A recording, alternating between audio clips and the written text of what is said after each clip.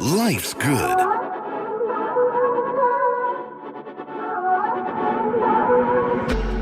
Hey, it's Diane, Key, and LG, and this is episode 52 of the Now What podcast. Today's episode is the first in a series where we will provide our thoughts, commentary, and updates around the murder trial of Derek Chauvin, the former police officer who knelt on the neck of George Floyd on May 25th, 2020. The murder of George Floyd was an awakening for many around the globe and signified a special importance to the Now What podcast. And while Derek Chauvin is on trial in the courtroom, we think America is on trial on how we deal with police accountability. You can join in on the conversation at patreon.com/nowwhatradio or stay up to date on the latest episodes at nowwhatradio.com. If you're down for the show and support what we do, follow us on social media, Facebook, TikTok, Instagram, and Twitter, and you'll find all of our social media handles in our show notes. Now let's get on to the show. Watching all of this video and seeing it being broadcast on networks all around the world, it makes you think about the power of the videotape and how having cameras everywhere is changing the way prosecutions take place. And more broadly, it's changing the way that we see the world around us. The trial of Derek Chauvin is probably the most high-profile trial being televised since the O.J. Simpson case. Unique to the Chauvin case is the level of transparency that's being made to the public and the amount of video footage introduced as evidence in this case. LG, there is so much to get into here, but first let's talk briefly about the impact that this video, and in particular, live stream video from within the courtroom could have on this trial. Yeah, I'll first say I think having video in the courtroom is a good thing overall, in that I believe video helps improve transparency, and transparency is a prereq to accountability. With that being said, I think we've already seen the impact and power that video can have in this specific case. Just think of the initial video that brought George Floyd's death not only to America's consciousness, but to the entire world. I think through history, we've seen media, and by media, I mean radio, photography, video, have always played a powerful role in initiating social change. Think of the open casket photos in the death of Emmett Till in 1955. Then we saw the powerful and disturbing video and photos from the civil rights movements in the 1960s, and then the infamous video in the 1990s with Rodney King. But if I put my psychology hat on for a second, maybe one of the potential cons or items we should be aware of with video being in the courtroom is an effect called the observer effect. And basically, it's a known fact that if people know they're being watched or observed, then they will change their behavior.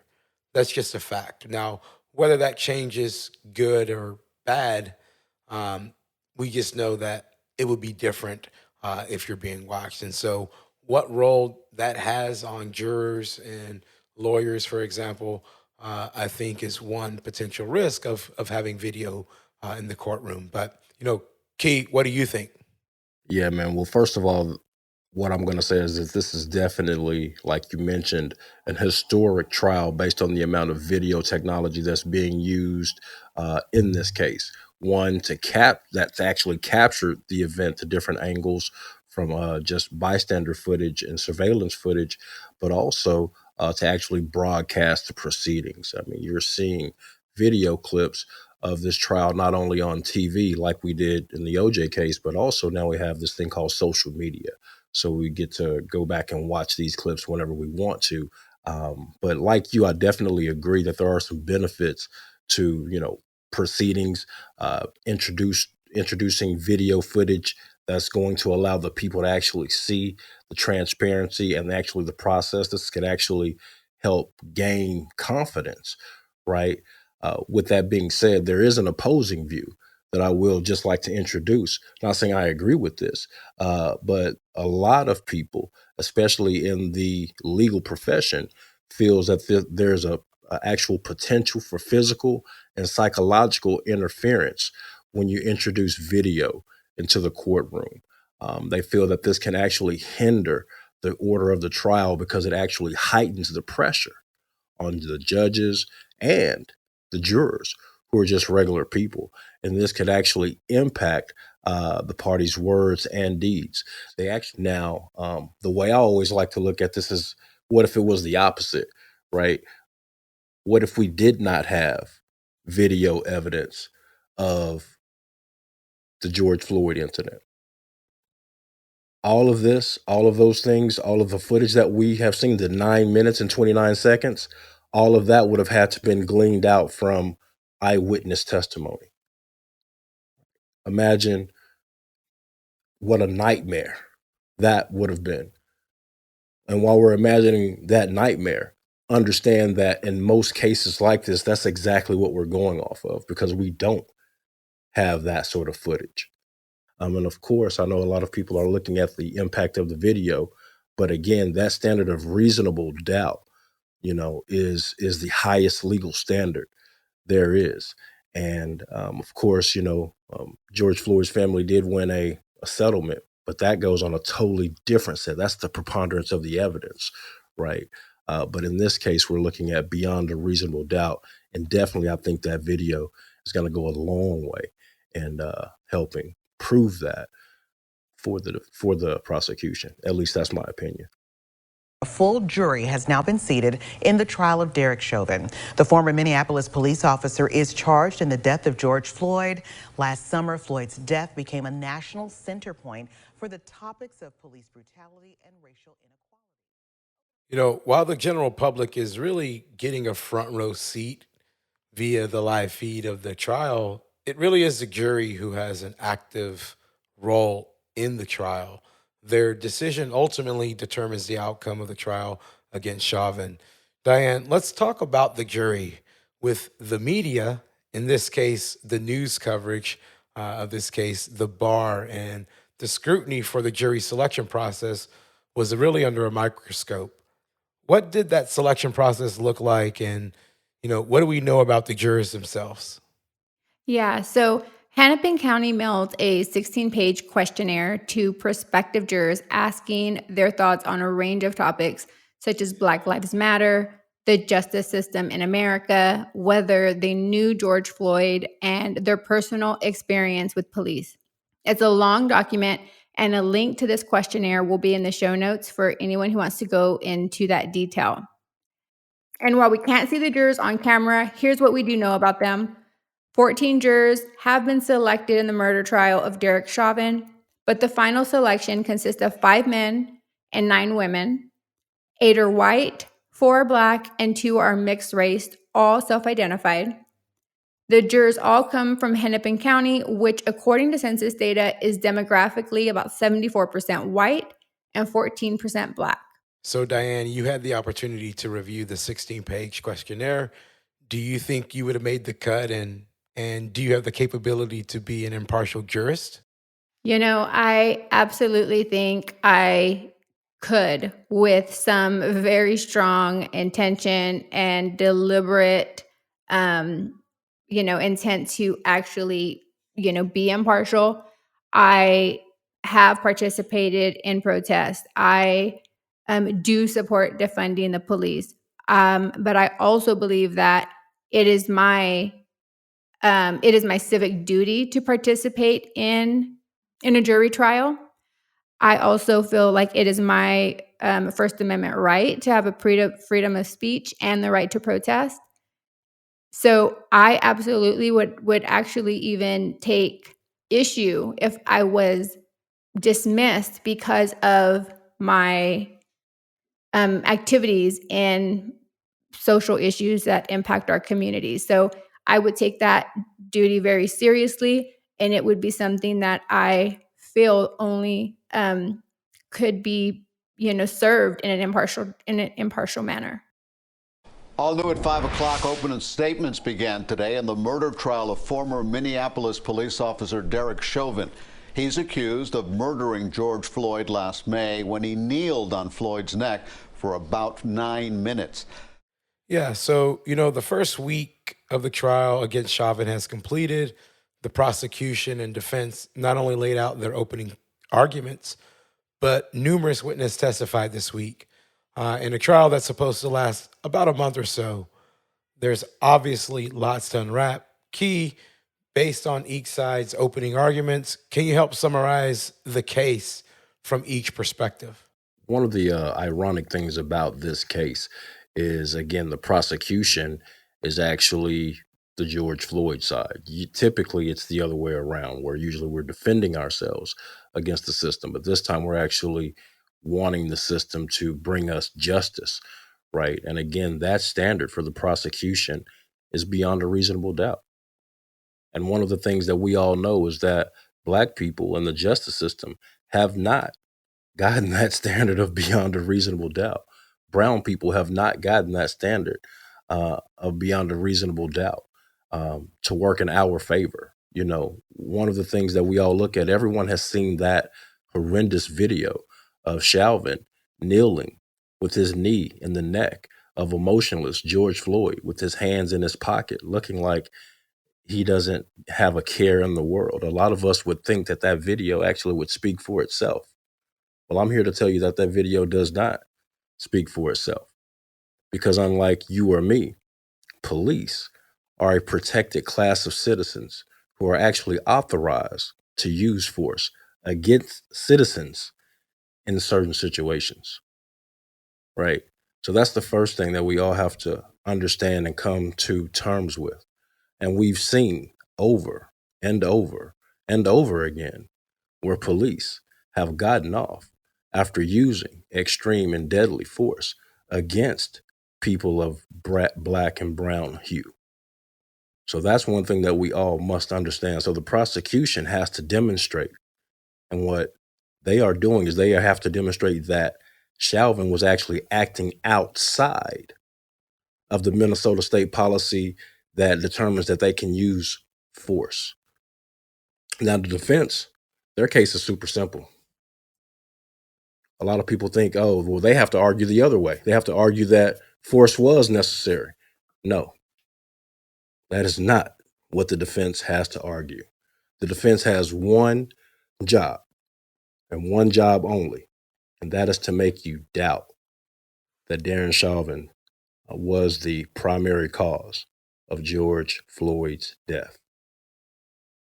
But one of the things we want to do is let's drill down on the three powerful witnesses, right, who essentially call the police on the police. This case goes beyond holding Chauvin accountable for his actions and outside the courtroom. This trial actually represents how we as America deal with police accountability, right? Clearly, there's an issue, there's a problem, because we've seen these issues time and time again. But here we have a situation where police were calling the police on the police. LG, who were the three witnesses that called the police on the police, and why did their testimony stand out to you? Yeah, Key. During the first week, the prosecution called a bunch of witnesses. But one of the first ones was a woman named Jenna Scurry. She is a police dispatcher for the Minneapolis Police Department. She actually dispatched the police to cut foods the day of George Floyd's death. In her testimony, she testified that she had a gut feeling that something was wrong while watching the live video from a city street camera. This prompted her to call her supervisor. 2030-44, May 25, 2020. Hey, this is Jenna with Channel 1. Hey, what's up? Hey, so just wanted to let you know about the person with a knife at 2602 Bloomington. And then, I didn't know, you can call me a snitch if you want to, but we have the cameras up for 320's call. Oh, did they already put him in the, they must have already started moving him. And 320 over at Cup Foods. Okay. I don't know if they had used force or not. They got something out of the back of the squad, and all of them sat on this man. So I don't know if they needed you or not, but they haven't said anything to me yet. Yeah, they haven't said anything unless they're just a takedown, which doesn't count, but Okay. I'll find out. No problem. We don't get to ever see it, so when we see it, we're just like, well. Two things stuck out to me about her call. One, what she was observing on the live feed, mind you, without sound, was so disturbing and compelling that she was willing to put herself out there as a self-described snitch. And secondly, almost how dismissive the supervisor was in her plea to look into this incident based upon her call. The second person to call the police was Genevieve Hansen, an off-duty firefighter who became a bystander in the death of George Floyd while she was on a walk.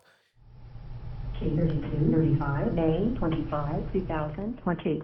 911, what is the address of the emergency? Hello. I am on the block of 38th in Chicago, and I literally watched police officers not take a pulse and not do anything to save a man. And I am a first responder myself. And I literally have it on video camera. I just happened to be on a walk. So this dude, they fucking killed him, so. In her testimony, she talked about how she could tell from George Floyd's face that something was wrong. She also captured video footage, and in that footage, you could hear her repeated plea with the police to check his pulse. She called the police actually after George Floyd's body had left the scene. And what stuck out to me about her call and her testimony, particularly the call, was she used the words, "I watched," in describing she watched how the police killed George Floyd that day. And so, some would say she could have or should have done more, in particular as being a first responder, and that she had a higher bar and higher obligation to step in and intervene. But, that day there were many bystanders that we could say should have or could have done more to intervene with the police. And, that being said, I think that's a whole nother discussion for a separate episode that we'll touch on. And the third witness who called the police on the police was Donald Williams, another bystander who just came on the scene during his normal day that day. 911, what's the address of the emergency? Officer 987 killed a citizen in front of a Chicago store. He just pretty much just killed this guy that wasn't resisting arrest. He had his knee on the dude's neck the whole time, Officer 987. The man went, stopped breathing. He wasn't resisting arrest or nothing. He was already in handcuffs. They pretty much just killed the dude. I don't even know if he's dead for sure, but he was not responsible when the ambulance just came and got him. And the officer that was just out here left, the one that actually just murdered the kid in front of everybody on 38th in Chicago. Okay. Would you like to speak with the sergeant? I would hope that most sensible people would agree with his description of the events after watching any of the numerous video footage of the murder at the hands of police that we see here. In looking at all of their testimony, my key takeaway is, something is wrong in our policing system. Chauvin and the other police officers' behaviors or lack of action, if you will, and disregard for human life is an outcome, a response, if you will, when there is a lack of accountability.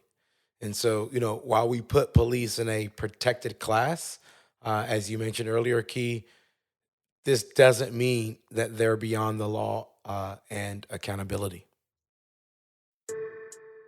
So here at the Now What podcast, we want to leave you with not only the facts and updates on the case as we know them, but with examples of legislation that you can take initiative to learn more about, support, and take action on.